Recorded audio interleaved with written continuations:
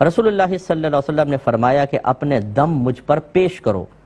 پھر آپ نے فرمایا کہ وہ پیش کیا ہوگا تو فرمایا اس میں کوئی حرج نہیں ہے، تم میں سے جو شخص اپنے بھائی کو نفع پہنچا سکتا ہو وہ اپنے بھائی کو نفع پہنچائے. اس حدیث نے فیصلہ کر دیا ہے. میں کاش میں کہتا ہوں کہ آپ جو یہ پوسٹیں بھیجتے ہیں نا، یوں ادھر کے بات سن کے یہاں بھیج دی یہاں بھیج دی، ان حدیثوں کو کریں نا، آپ کیوں نہیں کرتے ہیں؟ اس کی پوسٹ بنائیں، ان کو بھیجیں، عام کریں لوگوں کو.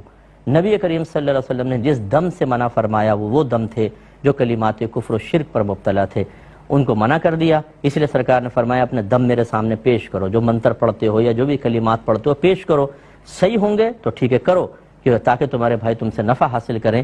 اس کا مطلب ہے سرکار نے واضح فرما دیا کہ جس کو ہم نے منع کیا وہ غلط ہے، یہ غلط کلمات کو ہم نے منع کیا ہے، اور جس کی ہم اجازت دے رہے ہیں وہ ہیں جو صحیح کلمات پر مشتمل دم ہیں.